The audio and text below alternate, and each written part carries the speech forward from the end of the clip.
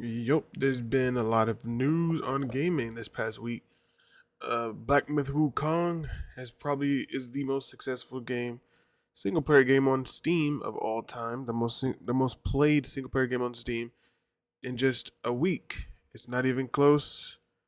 Concord beta or Concord full release is not that great, but honestly, who didn't see that coming? And there's a new game to look forward to that I just found out not that long ago. But let's get into the good news first.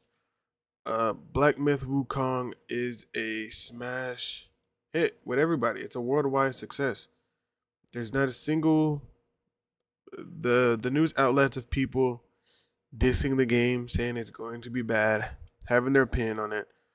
It's too late. I mean, even if you don't like the game or don't think the game is good, it's already too late. The success is better than most games get after 5 years. The fact that Black Myth Wukong is going to be more successful than I don't know Alan Wake in 5 years, it's already more successful than that in 2 weeks. It's just to goes to show you that when your intentions are to make a good game, that you get the results that you get the results you deserve. I mean, just looking at the gameplay, everything about this game is good. Or I wouldn't say everything about the game is good because everyone has their own opinion. But the truth is that Black Myth Wukong was made with intentions to please their audience and nothing else. There's a lot of controversy surrounding the game, which is honestly nonsense. Controversy on diversity in a fantasy game about a Monkey King. And it really doesn't matter. I don't really lean into that much more. But the good news about Wukong is that now, with the success of Wukong, Japanese games will get 10,000 more attention from investors, and Xbox and PlayStation will invest way more. There's also another game coming out called Where the Winds Meet, which, if that's another hit, which I think it will, I think Where the Winds Meet will be up there with Wukong, to be honest. If not up there with Wukong, I still believe it'll be 8, high 8, or 9 or 10. But it looks amazing. I mean, what else could you want from a game? And it's not even on Xbox yet, or not even on Switch. It might be on the Switch successor if the Switch successor can power this, or a down version.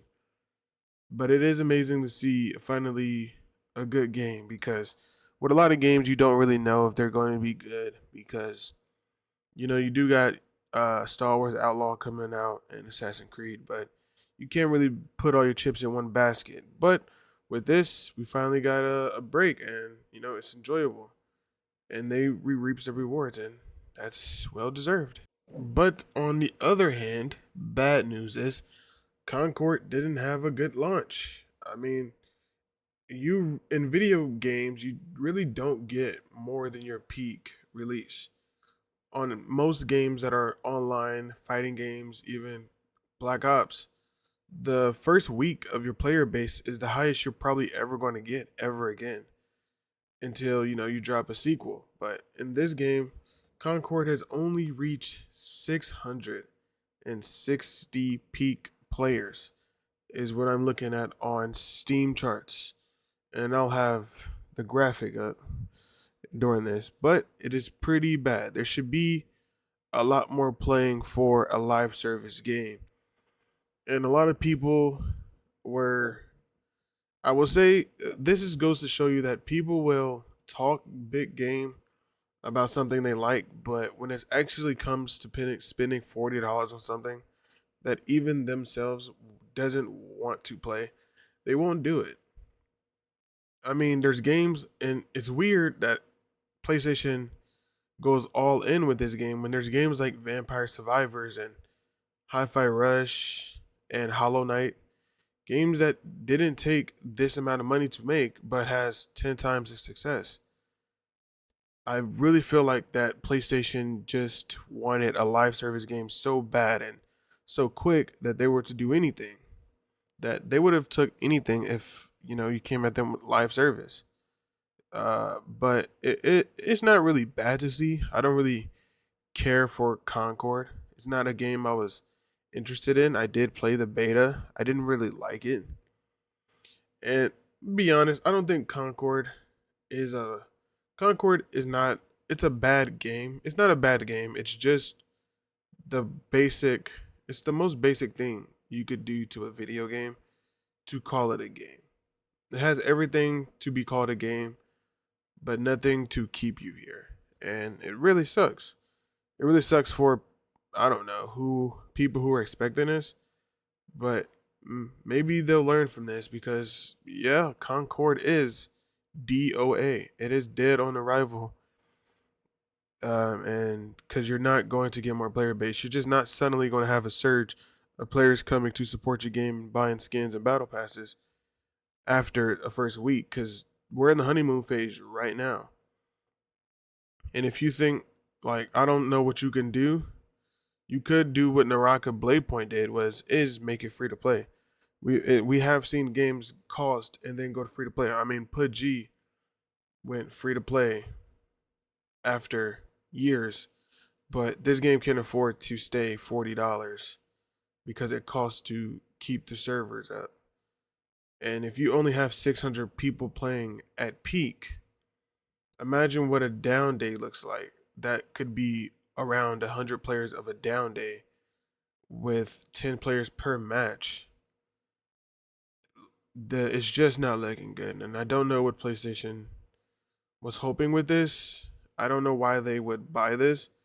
I have no problem with Concord coming out, but it's weird that PlayStation decided that this should be an exclusive that we'll spend hella money on. The fact that they tried to keep this from Xbox and Nintendo Switch for whatever reason is a shocker to me because you lose money. You should have just allowed everyone to have it and maybe not even buy the studio. But that is the bad news for Concord. And another game to look out for is Internal Strands, a third-person action RPG, which they described in the trailer has a Souls-like kind of mechanic. If you're into that, where that if you die, you can drop your loot and have to go retrieve it, and you can return back to your camp to rest and get your health back. Is what the trailer said. Also, it has a little bit of shades of Shadow Colossus and Dragon Dogma enemy, climbing an enemy. They said you can almost climb anything, and it also has kind of endless combat. You can use the world as your weapon if you have I guess the idea to do so. In the trailer, they said that the world is almost everything in the world you can use as a weapon, which is pretty unique. I wonder how that plays into. Dragon Dogma kind of had the same thing, not to this level of degree. It sounds like they're going a little bit further with it, which is a good idea. This game, I like the vibe of it. It feels like it's going to be a good time. Not too challenging. Unless you make it. Hopefully, they do have a hard mode. But it seems like it could just be a good time, man. Not a game where it doesn't look like it's going to fail. It looks like it's very safe, which is not bad. I don't mind safe games, but it is coming to all platforms. Xbox Series S and S, PS5, PC. It's not coming to Nintendo Switch. Maybe it will come to Nintendo Switch successor, but that's it. Hopefully, you should look out to this game. I'm definitely gonna be looking out for it. No release date just yet, just 2025. But that's it, and I'll see you in the next video. Peace and thank you.